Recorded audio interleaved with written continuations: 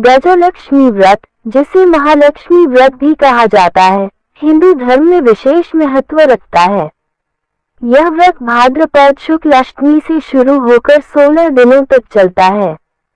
इस व्रत में मां लक्ष्मी का विधिवत पूजन किया जाता है और इसे करने से सुख, समृद्धि और धन की प्राप्ति होती है। इस व्रत के साथ कई लोक कथाएं जुड़ी हैं, जिनमें से कुछ बेहद प्रचलित हैं।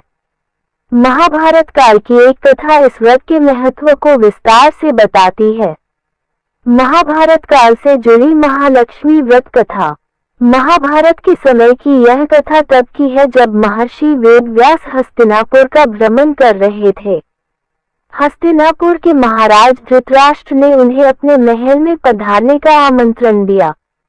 महारानी गांधारी और कुंती ने मुनि वेदव्यास से अपने राज्य में सुख, समृद्धि और मां लक्ष्मी की कृपा को बनाए रखने का उपाय पूछा।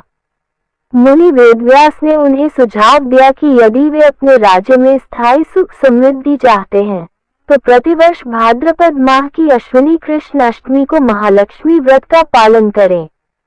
रानी गांधारी का महालक्ष्मी व्रत। मुनि वेदव्यास की बात सुनकर रानी गांधारी ने व्रत का संकल्प लिया और अपने राजमहल के आंगन में अपने स्वपुत्रों की मदद से एक विशाल गज हाथी का निर्माण करवाया। पूजन के लिए नगर की सभी महिलाओं को आमंत्रित किया गया, परंतु रानी कुंती को निमंत्रण नहीं भेजा गया। ये देखकर कुंती दुखी हो गई। अर्जुन की मदद से ऐरावत हाथी। जब कुंती दुखी हुई तो उनके पुत्र पांडवों ने उनसे कारण पूछा। कुंती ने गांधारी द्वारा उन्हें पूजन के लिए निमंत्रण न दिए जाने की बात बताई। तब अर्जुन ने कहा कि माता, आप पूजन की तैयारी करें, मैं आपके लिए हाथी लेकर आता हूँ। अर्जुन इंद्रलोक पहुँचे और वहां से ऐरावत हाथी लेकर आए।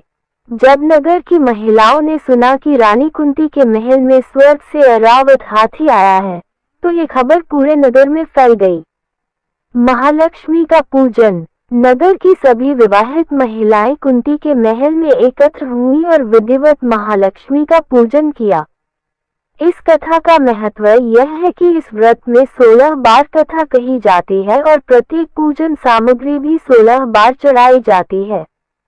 ये संख्या इस व्रत के दौरान बेहद पवित्र मानी जाती है और इसे करने से देवी लक्ष्मी की कृपा प्राप्त होती है, जिससे जीवन में धन, धान्य और सुख, समृद्धि का वास होता है। इस प्रकार महालक्ष्मी व्रत की कथा न केवल धार्मिक महत्व रखती है, बल्कि यह व्रत जीवन में स्थायी समृद्धि और धन की प्राप्ति का प्रतीक है।